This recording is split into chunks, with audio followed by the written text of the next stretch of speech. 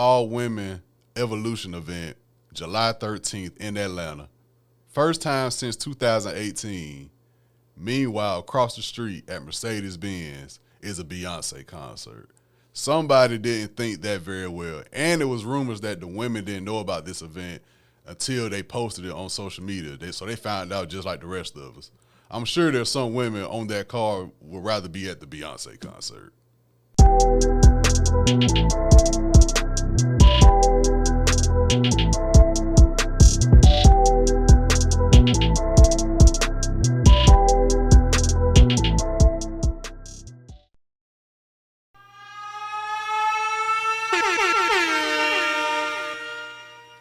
Top of the top, episode 285, Stash House Podcast. Your boy Tyler checking in.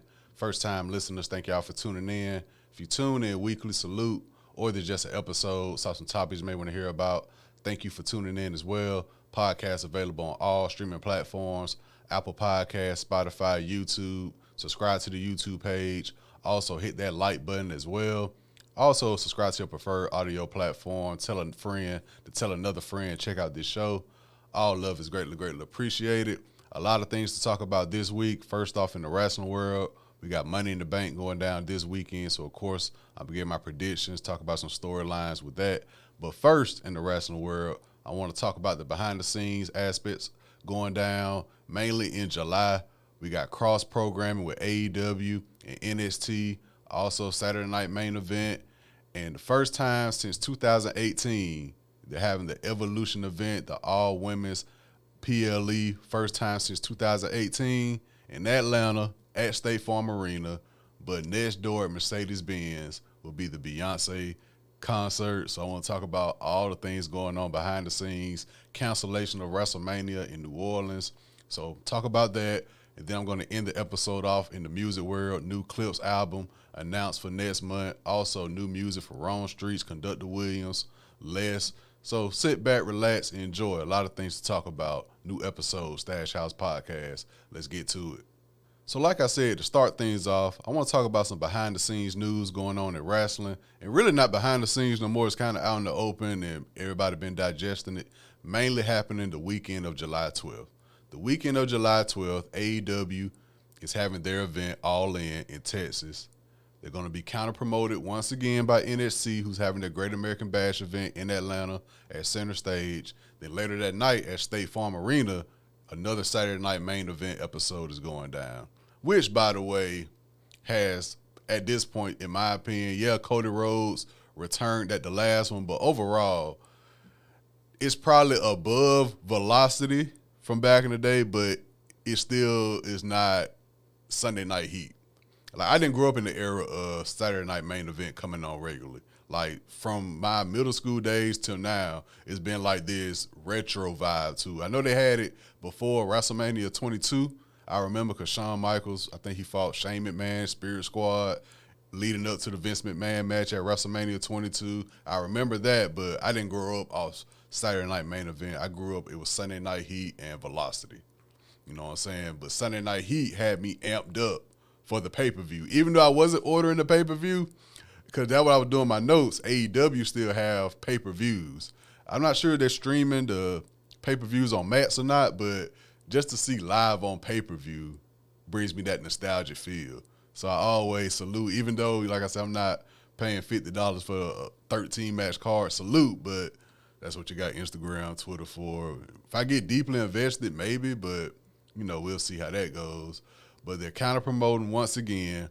But the big news, in my opinion, about this weekend, about that weekend of July 12th, July 13th in Atlanta, the first time since 2018, WWE is doing their Evolution event, which is the event for all women.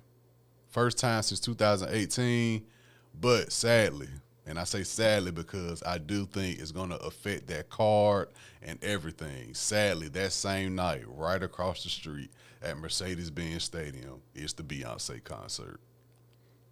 Is it two different crowds? Sure. But are some of the women who are interested in going to the Evolution event already have tickets for Beyoncé? Absolutely. Are there women who's probably going to be on the Evolution card would rather be at the Beyoncé concert that same night? Absolutely. So something behind the scenes is not clicking in that aspect alone. I'm not even talking about in-ring product or nothing, just business-wise. Why would you do that? One, we're tired of the AEW NXT counter-programming. We're tired of that. And a lot of people are on the side of they feel like NXT and, the E as a company is doing that on purpose. I've been seeing narratives going around that AEW is stepping up a lot. I haven't tuned in. I see what's on, social media. I see what Heyman Page doing, Swerve Strickland, Kenny Omega. I kept seeing the clip of Kenny Omega. They're playing Let the Bodies Hit the Floor for Anarchy in the Arena. I saw that going around. I'm like, okay. I always said once they settle into who they are as a company, they will be fine. I think a lot of the jabs to WWE, of course, like I say, is promotions everywhere now, so you can't fault them on signing a WWE product or NXT product when contracts or they get released. You can't be mad at that, but a lot of things going on behind the scenes. Of course, we heard about the AAA acquirement from WWE. They got the Lucha Libre AAA promotion now. I know Del Rio was the champion, but I saw news this morning he lost the belt. And y'all know he got history with the company, so a lot of people figured that was going to happen. The TNA deal as well. I remember years ago, I thought TNA and AEW had a deal. Maybe, contract, it ran out, and they was, available to do what they want to do. Trent Williams on NXT, who's probably the NXT guy. He's been there for a minute now. He's the TNA champ. He beat Joe Hendry, who's the face of TNA. It's crazy, TNA. I don't think they have a TV deal. Because I grew up watching Fox Sports South when they was at the Asylum in Orlando, Florida, when Jeff Jarrett had it early. Like I always say, back then, 2004, 2005, TNA, it felt like something everybody didn't know about. I felt like the people in the Impact Zone and Tyler was the only people that knew about TNA at that time. So then they went to Spike. But now I'm like, dang, they don't got no streaming, nothing. But we'll see how that goes business-wise. But once again, the main story behind the scenes for me, I'm going to talk about the WrestleMania stuff as well. But you can't make sense of having the first all-women Evolution event July 13th in Atlanta. First time since 2018. Meanwhile, across the street at Mercedes-Benz is a Beyoncé concert. Somebody didn't think that very well. And there was rumors that the women didn't know about this event until they posted it on social media. So they found out just like the rest of us. I'm sure there's some women on that car would rather be at the Beyoncé concert. So that's one thing I took away from all this news going around. Like, yeah, booking-wise, just not even in the ring, just venue, location. And keep in mind, like I say, AEW All In is in Texas. That's just a skip, jump, and a hop away. So that's that. Then the news came out about WrestleMania. WrestleMania next year is supposed to be held in New Orleans. I think back in what they said, February, when The Rock came out, he had the remix Lil Wayne. I want to say it was Block is Hot.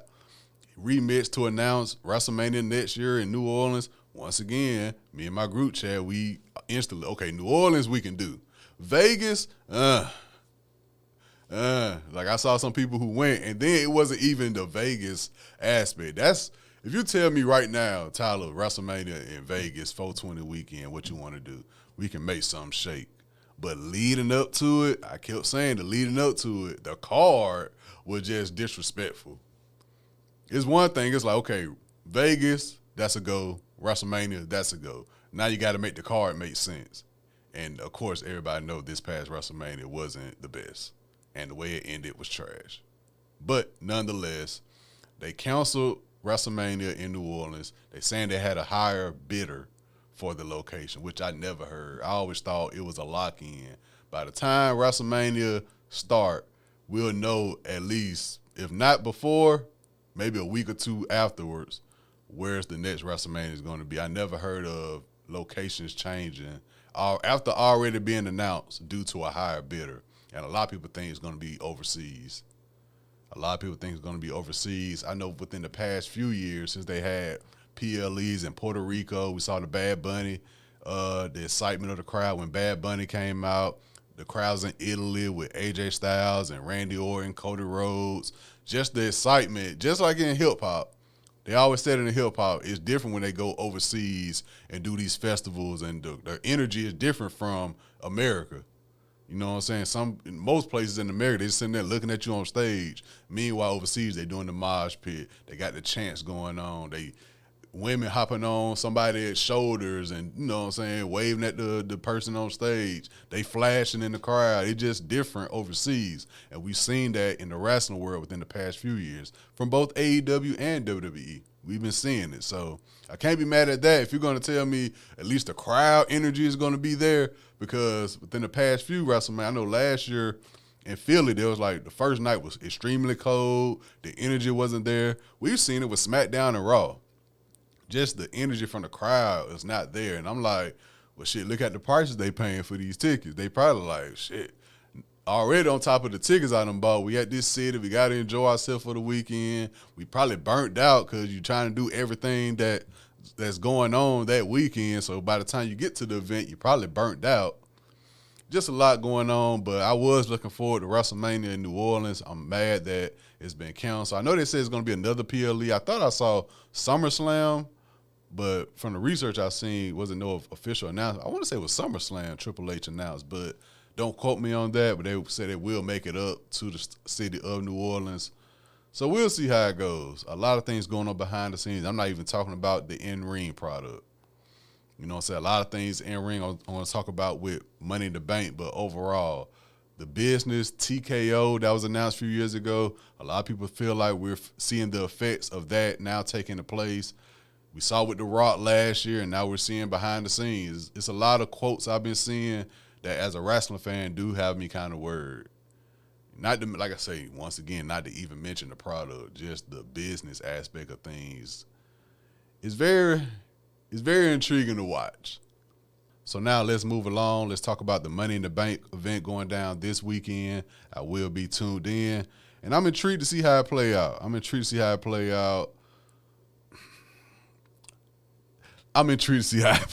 the best I can tell y'all. First off, Women's Intercontinental Championship. We got Lyra Valkyria going up against Becky Lynch. Protege versus mentor match, if you want to say. I really hope Lyra wins, man. I'm all for, if it ain't clicking, let's try to spice it up a little bit. And that's what they saying with Lyra and Becky. I've been seeing, because I tuned out of the Raw when they did the promo against each other. And I saw that people say it was a good promo, but once again, crowd interaction didn't make it feel like such a good promo. But it was a very good promo. And from that promo, you would want Lyra to win. I want to say the last match, did it end in DQ or Lyra? I think Lyra won in a roll-up. I want to say it was Saturday Night Main Event. I think Lyra won in a roll-up. But at the same time, as much as I do want Lyra to win, my big, not going to say my big plan, but the plan I'm looking to see if they execute the best is the Seth Rollins plan. And I'm like, if you're going to go all in with this faction, go all in. So having Becky Lynch in that group with the Intercontinental title is not a bad look. And I think I said that the last matchup they had, I said, if you're going to go all in with the Seth Rollins group, why not have Becky Lynch a part of it with a belt? You know what I'm saying? So in the big scheme of things, I think I got Becky Lynch winning. As much as I want Lyra to win, just to put some more validity on her, I think for the big picture, I'm looking forward to for the rest of the year with the Seth Rollins faction, give Becky the belt and just build on that, maybe till War Games or whatever. But I think in the big scheme of things, that's what they're looking at, that Seth Rollins group. So I think Becky Lynch is going to win that match. Next up, we got a tag team match, Cody Rhodes and Jey Uso going up against John Cena and Logan Paul. This is like what I say how Ruthless Aggression era was. This was a match like, let's say Cody Rhodes, John Cena got a match for the belt. Logan Paul, Jey Uso got a match for the belt. Okay, we're going to put them as a tag team, and for the go-home episode and at the pay-per-view, they're going to fight each other. This is what this type of match remind me of. It's like, yeah, y'all can still do this. I feel like for years when Roman was the champ, we didn't see much of this. I'm like, yo, you got a 6-man tag right here waiting. Why don't y'all just execute? Like, that was the thing in the Ruthless Aggression era. Like, okay, was it a mixed tag match? We're going to put the champions in a tag team going up against their opponents. But at the same time, it's like, man, this John Cena heel turn, man, it just not executed like I thought it was going to be executed. You know what I'm saying? I'm on that side of things. Turn them back face eventually. I was for it because it's like, okay, it's different. Y'all taking a risk, cool, but the way it's being executed is like, it's very dull. It's very dull, and now you're bringing Cody Rhodes back, and it's like, okay, we're going to run this again. But this is what they saying, that Cena is, you know what I'm saying, having word of his go home, his farewell tour, his farewell tour. Hence why we got the R-Truth, the John Cena match. They saying Cena is having input on that, but who knows? Logan Paul, Jey Uso, when they face each other, the winner is going to challenge Gunther. Y'all know I'm ready to see Gunther get his belt back. We'll see, man. But in this tag match, of course, Cody and Jey Uso are former tag team champions. I guess I'll go with Cody Rhodes and Jey Uso. I guess if it doesn't end in DQ, I guess I got Cody Rhodes and Jey Uso winning. Next up, we got the Women's Money in the Bank match. We got Alexa Bliss going up against Roxanne Perez, Rhea Ripley, Julia, and Naomi. And at the time of recording, the last slot hasn't been filled. That will be filled on Monday Night Raw. We got Stephanie Vaquera, Liv Morgan, and Ivy Nile going up against each other in a triple threat match to fill that last slot. Roxanne Perez, Julia, and Stephanie have been called up from NXT. So they got some more women in the mix, which I feel like been a void for a minute. Obviously, what you see with Rhea Ripley, Io Sky, Bianca Belair, Liv Morgan, they kind of had the same women, especially on Raw, the same women in rotation in terms of the heavyweight championship spot and that Intercontinental US. The Intercontinental, like I said, with Lyra and Becky, that's been in rotation. But on the SmackDown side of things, I have been seeing a video of Zelina Vega, who's the champ, and Julia have a backstage altercation. So we'll see how that goes. For the triple threat to fill the last slot, I won't be mad at Stephanie. She tough. Ivy, that whole American-made thing, they just fumbled that. Liv, I say give it to Stephanie. Give it to Stephanie, and that way you'll have all three call-ups from NXT in that match as well. So I say let Stephanie win that triple threat. In terms of the Women's Money in the Bank, I'll say Alexa Bliss, man. I'll say Alexa Bliss. I saw the Wyatt Six has returned. They're taking out the whole tag team division. Maybe you can get the ball rolling on that storyline because they have been MIA for a minute, and they returned on Bray Wyatt's birthday. So it was good. It was a good moment, but at the same time, it was like, what's the bigger plan for them? Because they kind of came, made an impact. I think they beat up everybody in the backstage when they first came. So we were thinking, okay, let's go. But at the same time, it is a sci-fi type of group. So I wonder how they're going to play with it. But I mean, you let Alexa Bliss get that Money in the Bank briefcase and have her link up with them. That'll be intriguing. I don't want Rhea Ripley. Keep her away from the women's world title picture for a minute, man. I understand it, but dang, dog. Like I said, I think Julia's going after the U.S. title. Naomi, I see her, Bianca Belair, and Jade Cargill getting things rolling with their storyline. So maybe some interference may happen with that. Roxanne, she's the young prodigy, but I'll take Alexa Bliss winning this Money in the Bank over everybody. Shout out to Stephanie. She's tough from NXT as well, but I got Alexa Bliss winning the Women's Money in the Bank match.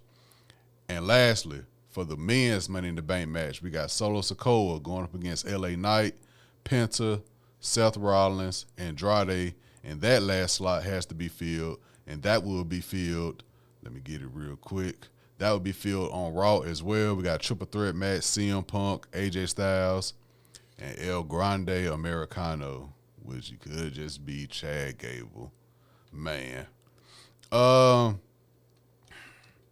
as an AJ Styles guy, y'all know I would like to see AJ get it. Have like a phenomenal Money in the Bank suitcase type vibe. CM Punk. I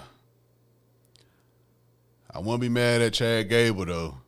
This would be a good payoff after having him do all this El Grande Americano shit. You could have him at least have the briefcase, but I don't know, man. I don't know. Speaking of AJ Styles, real quick, the whole Karrion Kross thing.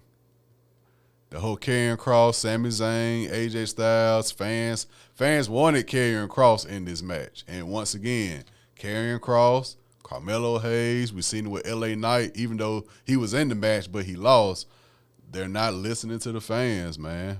You know what I'm saying? They're not listening to the fans. And these people who, you know, if they contract go out, you know, they could move other places. You know what I'm saying? Karrion Kross had that pipe bomb a couple weeks ago, so I'm intrigued to see what happens with him and Carmelo Hayes. I know he lost the match recently too, so something tell me CM Punk got Seth Rollins in the match already. It's a kind of Money in the Bank match, though. I'll go AJ Styles because I'm an AJ Styles guy. He wins that triple threat match, but in terms of the Money in the Bank, they've been putting a lot of heat behind Penta. LA Knight, they could redo that wrong, but LA Knight he's still around, but that momentum, I believe, from a few years ago definitely is not the same. But I think fans would still be happy if he were to get the briefcase. Solo Sikoa, I don't feel like seeing another bloodline, you know, in the big title picture. And I think he got something coming with Jacob Fatu anyway. Seth Rollins, like I said earlier, that's the main storyline. I'm intrigued in, so I'm going to go with Seth Rollins. If you're going to go all in with this faction, go all in. That's why I'm at with it. You tried to make me care about Judgment Day. I didn't care about their storyline, them breaking up. If you want to have a storyline somewhat in the ballpark of a bloodline in terms of having people invested, go all in with Seth Rollins. You got Bronson Reed. We still need a very good explanation of the Bronson Reed addition. I understand he's powerful, but him and Seth had a history together. That interaction, explaining it would be kind of good in my opinion. At least let Paul Heyman go more in detail, because this last promo they did, it didn't really hit it out the park in my opinion. So I'm intrigued to see where it goes. But if you want to do Braun and Bronson Reed tag team champions, Seth Rollins have the briefcase, Becky Lynch with the Women's Intercontinental, I'm not mad at it. I need something to be invested in. So my predictions for Money in the Bank, Women's Intercontinental Championship, I'm going with Becky Lynch. Tag team match, Cody Rhodes, Jey Uso going up against John Cena, Logan Paul. I'm going with Cody Rhodes and Jey Uso. Women's Money in the Bank. I'm going with Alexa Bliss. And for the men's Money in the Bank, I'm going with Seth Rollins.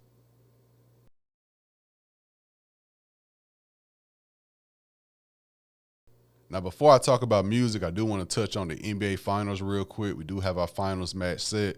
We got the Pacers going up against the Thunder. The Thunder defeated the Minnesota Timberwolves in the Western Conference Finals. The Pacers defeated the New York Knicks. My opinion, I think this series is going to be better than a lot of people think.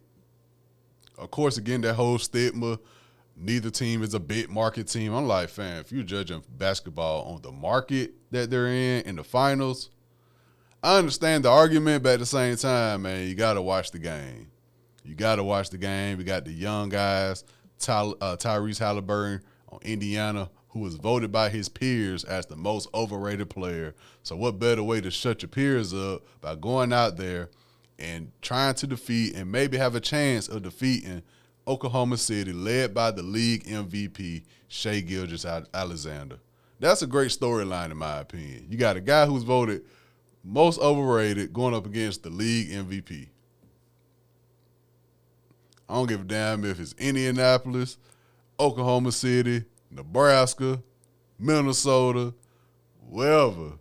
I don't give a damn if it's the number 150 market in America. That storyline, as a basketball fan, has my attention.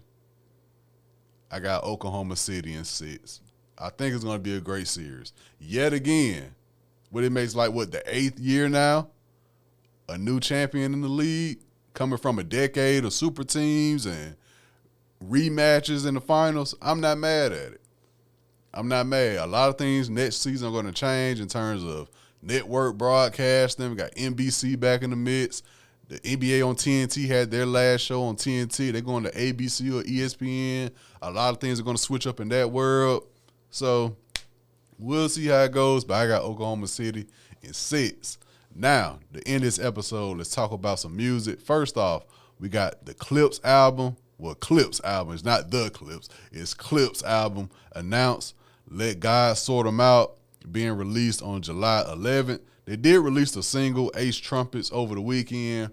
But this album is an album I'm looking forward to listening to. Just press and play and let it go. I don't want to hear no singles or nothing. I've been seeing people post different verses and lyrics on my timeline, but when I press play on this Clipse album, fully produced by Pharrell Williams, as it should be, I just want to press play and see how it go.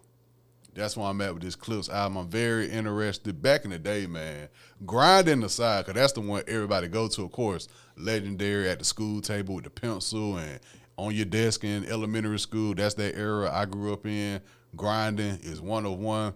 You got Mr. Me Too. Just that Pharrell sound back in the day with the Clipse rapping and just the way Malice and Pusha came on the records, just the way they voice go with the Pharrell beats. And then you got Pharrell on some of the hooks at the same time, the fashion they were wearing, the videos. That's the era I grew up in, man. Shout out to Clipse and Pharrell. Like, that era put me, going back to growing up, having, MTV slot times, BET slot times. That's the era Clipse and Pharrell Williams are from for my generation. Growing up, elementary school, middle school, Bathing Ape, and yeah, man, it's good to hear from Clipse once again. Two brothers getting back together after so many years. Of course, Pusha T been doing his thing for a minute now on the solo tip, but I'm excited for this Clipse album coming out July 11th. Let God Sort 'Em Out. And being that we are in June now, I want to say I might want to wait till this album come out before I do my mid-year episode. Because I was thinking, what albums what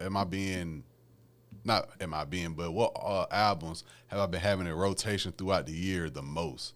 I was thinking about that recently because I was preparing to do it in June, but this Clipse album will come out to July 11th. I would like to hear that before I do the mid-year. So be on the lookout for that probably at the end of July. Because I normally do it in June because 6 months into a 12-year halfway mark, but I might wait till this Clipse album drops. So I'm intrigued. The main thing I've been seeing about this album, though, leading up to it was they've been waiting on 2 features. A lot of people rumored Kendrick Lamar, and now people are rumoring Jay-Z because they took a picture in front of the Rock Nation logo. And I think they're doing distribution, or they partnering with Rock Nation for this album. So people thinking maybe a Jay-Z feature. It was seen that Pusha T was going to Kendrick Lamar shows on the GNX tour. So maybe we'll get a Jay-Z feature, a Kendrick Lamar feature on this album as well. We'll see how it goes. I'm intrigued. Like I said, once again, fully produced by Skateboard P, Pharrell Williams. Now, in terms of new music, real quick, Les out of Houston dropped once again with DJ Mr. Rogers, Racer's Edge, his 8th project in 8 months, and I'm not even counting how many projects since probably 2020, 2021. He's a guy who I go to instantly because I know he's going to drop projects throughout the year, and it's great quality. The production is always amazing. Shout out to Mr. Rogers. His production is on some Sunday night around 6:37 when the sun about to go down. If you want to just hop in the whip, grab something to eat real quick, take the long route, and just let that beat just vibe, go back to the crib, get ready for the week. I got to go to Houston or Dallas or something, man. I just love seeing the videos on a Sunday. Folks go to brunch. They driving back home. The sun coming down about 7 o'clock. watch you some Law and Order or something like that. I love that vibe. I got to go out there, man. Shout out to Houston. Shout out to Dallas. Shout out to Texas in general. And Les just provides great music, dog. He really does provide. I wish he would tour more. I wish Les would tour more. I don't, you know how they go with analytics and all that, but maybe he'll announce a show or something in Texas. I'll probably pop up, man. I really like Les vibe. And like I say all the time, he does got his own brand, Dios. I want to say he got a few stores in Houston as well. So he doing this thing all around the board. Shout out Les, Racer's Edge. Go check it out. 8 projects in 8 months. And so you got a lot of research to do when it comes to Les. But like I said, man, very, very great quality. Definitely not mad at it. Also, Rome Streetz, new project with Conductor Williams. You know what I'm saying? Train Spotting. This the second time I remember hearing them a lot together on one project. The Kiss the Ring, that was kind of like Rome Streetz, Griselda introduction. They did a lot of work on that together, but this one is fully produced by Conductor Williams. It's what you expect from both of them. When they get together, they really don't miss, so it's what you expect. Shout out to the whole Griselda, everybody doing their thing. Rome Streetz been doing his thing for a minute. He also has a great catalog. If you're interested in that Griselda sound, if you check out this project and feel like listening to more Rome Streetz, he definitely has a great catalog from Kiss the Ring on up. I really like the Coupe de Grace with Ransom project they came out with a few years ago as well. He has a great catalog. And like I say, man, overall in music, who I'm still waiting on Summer Walker for sure. Summer, if you by chance come across this video, I promised people by Thanksgiving you was going to drop. Then I said, well, maybe she's going to drop Valentine's Day. Fam, we're slowly creeping up to July. We're in June now. Summer Walker, please. After Heart of a Woman, you could have dropped the album that next week, in my opinion. So, I'm waiting on Summer Walker. Who else? Oh, the internet. I'm seeing pictures. Steve Lacy, Sid in the studio. The internet, give me something. For the summer? I always say back before the pandemic, the internet had some of the best Uber music. You know what I'm saying? If you put that shit on with that, what's my project, man? Not the one with the orange, Hive Mind. That Hive Mind album by the internet, just put that on, man. And yeah, that's another one you put on when the sun going down and you done had a good day of errands, got you some good food. Put on that internet Hive Mind to get you back home. Yeah, so I'm looking for the internet, Summer Walker, Rap-wise, who I'm looking forward to. Rap-wise. Oh, Erykah Badu and Alchemist is supposed to drop something. That goes without saying. Erykah Badu and Alchemist. So those are my 3. I'm sure it's more, but off the top of my head, Alchemist, Erykah Badu, internet, Summer Walker. That's what I'm looking forward to the most in music for the time being. So this has been episode 285 Stash House Podcast. I appreciate y'all for tuning in. If you working this week, man, go out, have a great work week. I know the kids out of school, so kids, enjoy y'all summer. Parents, take them to the pool, amusement parks, have them read some books. Unplug them a little bit, man, from the games and the tablets, whether it's for a few hours each day, for a weekend. Let the kids go outside, man, have some fun, but still be safe. Go out there with them, sit on the porch, whatever, man. I want to see people outside this summer. Once again, wear deodorant, though. Drink some water, drink your fruit. Make sure you're hygiene, all that. But I want to see people outside this summer, man, from the kids to the teens, to the college, to the young adults, to the adults, man. Everybody enjoy this summer, man. Whether you're just going to get something to eat, you want to go bowling, skating, take a hike, go to the pools, day parties, travel, whatever, man. Go outside and enjoy. Like, get you some sun and enjoy this life, man. Life is very precious, man. You never know what the day could bring. And just enjoy yourself, man. Have a good, positive energy, but pay them bills at the same time, though. Y'all know how it go. We got to enjoy ourselves, but these bills got to get paid. We got to do what we got to do.